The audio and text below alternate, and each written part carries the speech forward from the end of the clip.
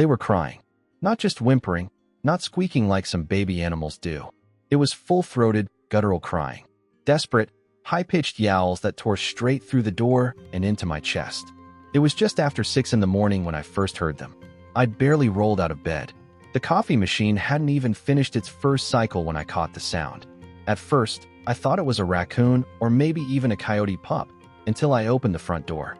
2 bear cubs, huddled together on my porch like someone had dropped them off like an Amazon package. One was slightly larger, its fur darker and matted with something sticky. The other trembled so hard its whole body shook with every cry. They looked at me, then at each other, then back at me. I froze. My house isn't exactly in the middle of nowhere, but it's off enough from town that I don't get unexpected visitors, especially not of the wild variety. It's spring, sure, and bears have been known to wander closer when food is scarce. But these cubs, they weren't wandering. They had been left. I stepped back inside instinctively, grabbing the bat I keep by the door. Not that I planned to use it, but it made me feel less naked. I peeked outside again. They hadn't moved. Something felt off. I scanned the tree line beyond my yard, looking for any sign of the mother. Nothing. No rustling, no heavy breathing, no scent on the wind. Just silence, broken only by those aching cries. My first thought was Rachel, my neighbor, or rather, the woman who lives on the next property over. We've never been close. She moved in a few years ago, kept to herself, but I'd seen her come and go often enough to know she was strange about animals. Had cages delivered once a month. Once, I heard low growling from her shed in the middle of the night. I tried not to get involved. I grabbed my phone, but I didn't call animal control. I called her. No answer. I texted, "Did you leave something on my porch?" A few seconds later, delivered, but no response.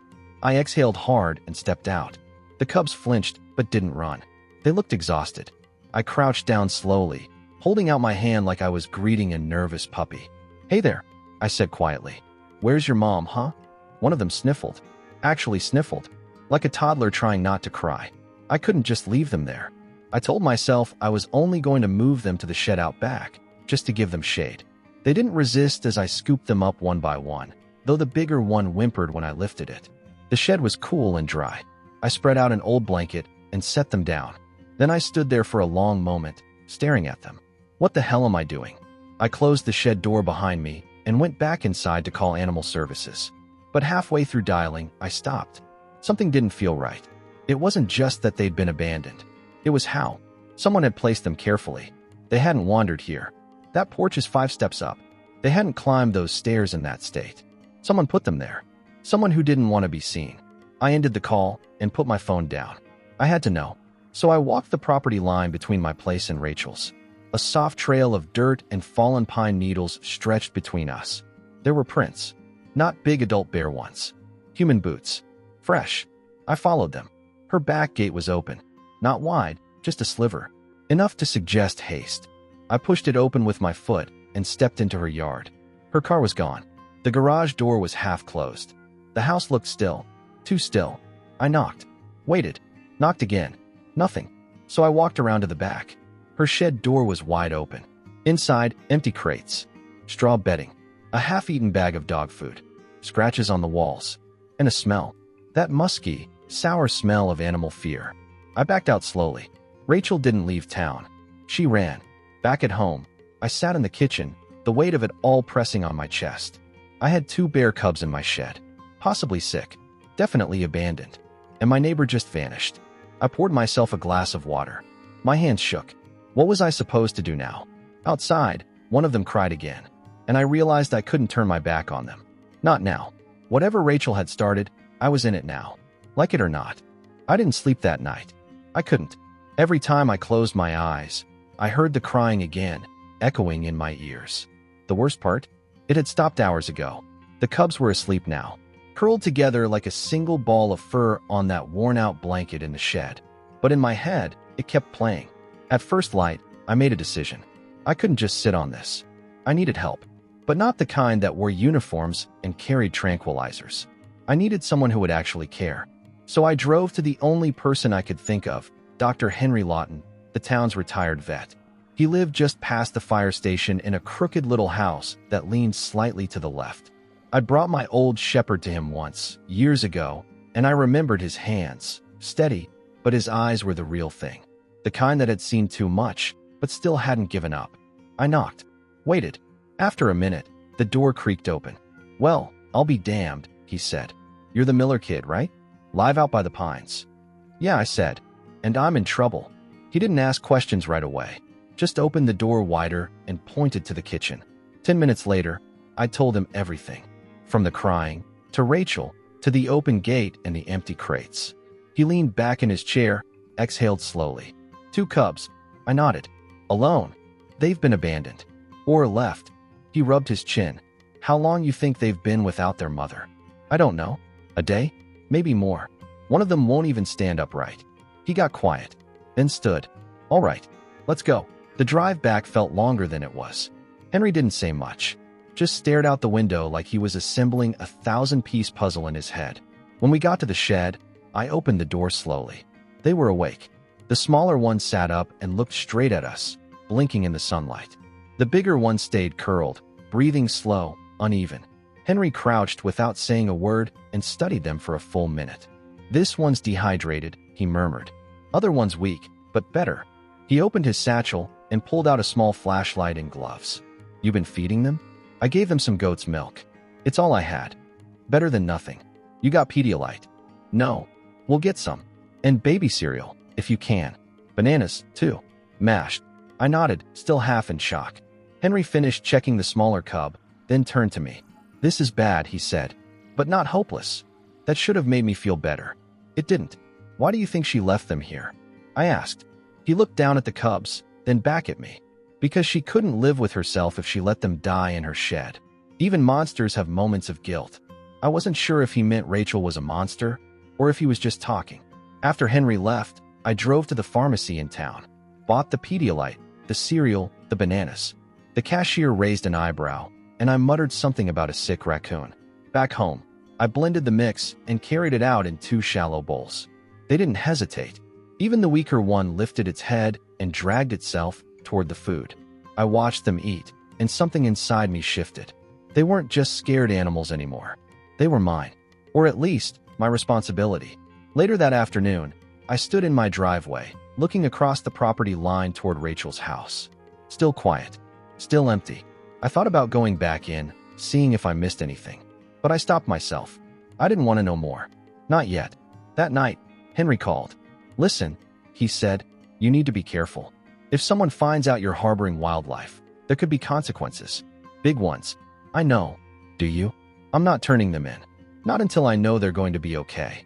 He was silent for a beat. "All right. Then you and I are in this together." That was the first moment I didn't feel completely alone. The next few days were a blur of feeding, cleaning, checking for signs of infection. Henry came by once a day, usually in the evening, always with something new, vitamins, special gloves, a makeshift scale. The bigger cub started walking by the 3rd day, wobbly but determined. The smaller one liked to curl against my leg while I sat with them. I didn't name them. I wouldn't let myself. But in my head, I started thinking of them as hope and trouble. Hope, for the quiet one who clung to life like a secret. Trouble, for the curious one who tried to climb the rake handle the moment it stood. Rachel never came back. Not a call, not a sign. And every day, I got more scared she actually would. On the 5th morning, the knock on my door wasn't gentle.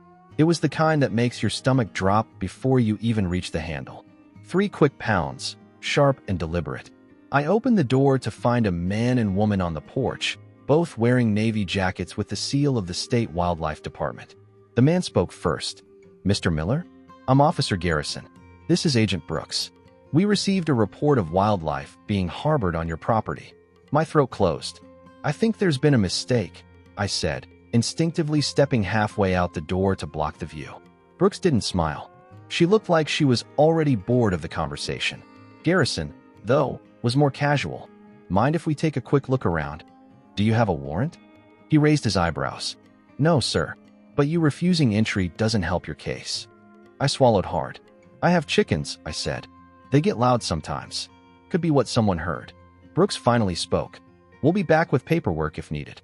Just so you know, if you're hiding anything, the fine isn't the worst of it." They handed me a card and left. No questions, no smiles. After they drove off, I walked around back and slipped into the shed. Hope and Trouble looked up at me. Trouble yawned. Hope waddled over and nudged my shoe. That day, I didn't leave the house. Someone had tipped them off. It could have been anyone. A neighbor noticing the extra trash bags. The pharmacy cashier. Even someone who saw me walking with Henry. Or worse, it could have been Rachel. I hadn't been back to her house since the first day. But now, with my heart hammering and the cards stacked against me, I grabbed a flashlight and crossed the property line again. The front door was still locked, but the side window? Just cracked enough. I slid it open and climbed inside. Her house smelled like rot. Not decay exactly, just abandonment. Spoiled food, musty carpets, dust. I moved carefully, my feet making soft sounds on the hardwood floors. In the hallway, I found pictures on the wall I'd never noticed from outside. Old family shots.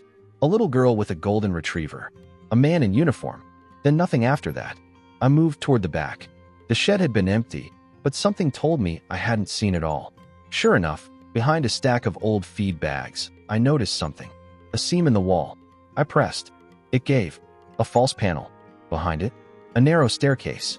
My chest tightened as I descended, step by careful step. I could smell it before I saw it. That same musky, acidic scent I remembered from the first visit. The room was windowless. Cement walls, low ceiling, and cages. 3 of them. One broken open. One rusted shut. One still locked, with blood stains on the floor beneath it. I stepped closer. Collars, chains, empty food bowls, a hose. In the corner, a small wooden desk. Paperwork scattered. Crumpled receipts. Flight itineraries. And a name. Marcus Rendell. It was written in big, bold letters on a folder. Underneath it, invoice, 2 cubs. I felt bile rise in my throat. Rachel wasn't just a weirdo with pets. She was trafficking wildlife. Possibly for profit, maybe worse. I couldn't be sure. But I knew one thing. She hadn't left them out of kindness. She dumped them because she couldn't move them in time. I stuffed the folder under my jacket and got the hell out of there. Back home, Henry showed up around 7. He took one look at my face and asked, "What happened?" I handed him the folder. He didn't say anything for a long while. Just flipped through the papers slowly, jaw clenched tight. "We need to tell someone," he said. "The wildlife people? They'll take the cubs. That's the first thing they'll do." He nodded. "Then not them. Someone higher. Federal. There are ways. I know a name." That's when she showed up. A black SUV pulled into my driveway, just as the sun was dipping behind the trees. Out stepped a woman in her 40s, dressed in jeans and a dark green field jacket. She had a badge clipped to her front pocket. "You must be Mr. Miller," she said, walking up like she'd been here a dozen times. "I am." She looked at Henry, then back at me. "I'm Special Agent Allison Cooper, U.S. Fish and Wildlife Service. We need to talk." I looked at Henry. He looked at me. She added, "We've been tracking Rendell for 3 years. And your neighbor was a known associate." My head spun. "We found the cubs," I said quietly. She nodded. "And now you're part of something bigger than you realize." Hope cried in the distance. Trouble banged a bowl against the shed wall. Cooper glanced toward the noise. Then she smiled. "Let me meet them, and then we'll talk options." For the first time in days, I felt something shift. Maybe, just maybe, there was a way out. We sat at the kitchen table, the 3 of us. Allison laid out the papers I'd stolen from Rachel's basement. Her eyes scanned every line like she already knew what she was going to find, but needed to see it anyway. Henry stood at the counter, arms crossed, saying nothing. His jaw was tight. "Your neighbor," Allison finally said, tapping the invoice, "was part of a network moving exotic animals to private collectors, mostly overseas. Rendell was her main contact." I didn't respond. I couldn't. I just kept staring at the worn-wood grain of the table. "These cubs," she continued. "They were purchased, paid for. Pickup was scheduled for last week. But someone must have spooked her. Maybe us. Maybe she got wind of the warrant. Either way, she dumped the merchandise." Merchandise. Like they were things. "And now what?" I asked, my voice low. She looked up at me. Her expression wasn't unkind, but it was firm. "Now I file a report, and the cubs go into federal custody." "You mean they get taken to a zoo?" She hesitated. "Maybe. Or a sanctuary. Depends what we find. Quarantine, tests, behavior assessments." Henry stepped forward. "They've already been through hell. You think more isolation is what they need?" Allison raised an eyebrow. We can't just let them live in a shed. That's not an option. I looked out the window. Trouble was visible from here, curled up near the shed door. Hope was tucked just behind. The thought of them being put in a sterile enclosure, poked and prodded, scared and alone again, it made my chest ache. Can you give us a few hours? I asked. Allison studied me for a moment, then nodded once. I'll be back before dark. Make your peace. She left without another word. Henry and I stood in silence. The kitchen ticked in slow seconds. You know what I'm thinking, I said finally. He didn't answer, just nodded. It took less than 30 minutes to throw everything into the back of the truck. 2 crates from the garage, a tarp, water jugs, the emergency pack I hadn't touched in years. Henry brought antibiotics, powdered formula, gloves. Hope and Trouble didn't fight us. We didn't sedate them, just wrapped them in towels and held them like trembling toddlers. We didn't say goodbye to the house, just pulled out onto the road and didn't look back. We took the logging trail, then cut off even that, deep into the old timberlands, where GPS fails and roads forget they were ever paved. By sundown, the rain started. It came slow at first, but then turned heavy, like the sky was chasing us too. We parked on the side of a ravine where a narrow footpath led up into the higher pines. I knew a spot there, an old ranger post, long abandoned. No one went there anymore. It took us over an hour to climb the slope. I carried Hope. Henry took Trouble. We slipped more than once. Mud coated our jeans. Branches scratched our faces. The storm didn't care. By the time we reached the cabin, we were soaked and shaking. But the door still held. We pushed inside. The place was a mess. Collapsed shelves, mice droppings, broken lantern glass. But it was shelter, and it was far. I set Hope down in the driest corner I could find. Henry started a fire with the emergency kit. We worked in silence. There was nothing left to say. When the flames finally caught and flickered across the moldy walls, I sat down hard and leaned back. Henry looked at me. This isn't going to hold them off forever. I know, but maybe long enough. The wind howled through the cracks in the walls. Thunder rolled low over the hills. Hope stirred. Trouble blinked at the fire, then curled against Henry's boot. What happens if they find us? I asked quietly. Henry didn't answer for a long time. Then he said, they'll take the cubs. And maybe you too. I nodded. It was fair. I had broken the law. But somehow, it felt more wrong to give them up. Outside, the rain didn't stop. Trees groaned under the weight of it. That night, we slept in shifts. One of us always awake, always listening. Not for bears. Not for coyotes. For headlights. The cabin didn't last more than 3 nights. On the 4th morning, Henry and I knew we had to move. The storm had passed, but not the risk. Tracks in the mud suggested someone had come close. Maybe hikers. Maybe not. We didn't wait to find out. Henry made a call using a burner phone he kept hidden for emergencies. A friend of his, retired forest ranger named Pete, owned a secluded farm across the state line. No neighbors. No internet. No questions. 2 months later, I still woke up every morning before dawn, expecting sirens. But they never came. The farm was quiet, slow, and it gave us time. The cubs, Hope and Trouble, thrived. In just weeks, their limbs grew longer, their movements sharper. Trouble learned how to open the screen door. Hope liked to nap under the sunflower bed, belly up, paws twitching in sleep. Pete didn't ask much, just showed us where the tools were, pointed to the broken fencing we could help repair, and let us stay in the empty workers' cottage out back. The only rule was silence. We kept our heads down, worked the land, fed the cubs, tended to wounds, laughed sometimes. Henry fixed up an old pen behind the barn so the bears could stretch out and roam without wandering too far. At night, I'd sit by the porch, drink bad instant coffee, and watch the stars. Trouble would usually be near, chewing on a piece of tarp or dragging around a broom. Hope stuck close, quiet and steady. There was peace in it, but not permanence. I knew it couldn't last. Then, 2 months and a day after we left, Allison called. She hadn't tried to find us. She could have, but she didn't. I got clearance, she said. There's a sanctuary in Montana. Legit, private, remote. No glass walls. Just land. They're willing to take them, but only if you bring them. I didn't answer for a long time. They'll be safe, she added. I promise.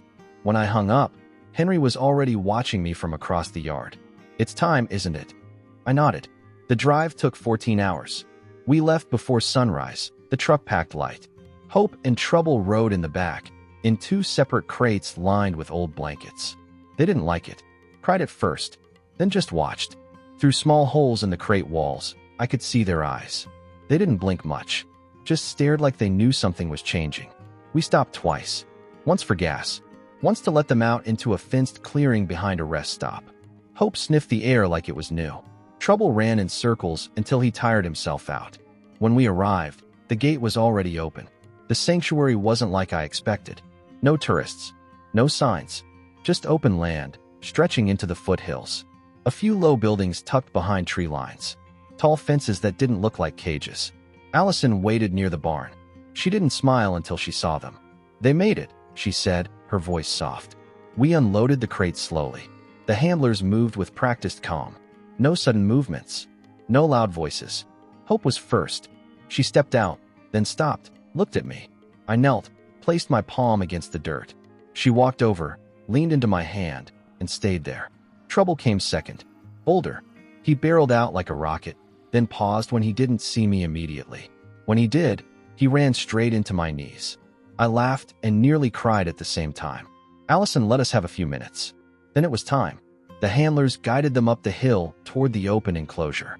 No chains, no ropes, just gentle hands and quiet calls. Hope walked beside one of them. Trouble stopped halfway, turned, looked at me. He tilted his head, then ran to catch up. I stood there long after they disappeared behind the trees. Henry joined me after a while, handed me a thermos. "You did good," he said.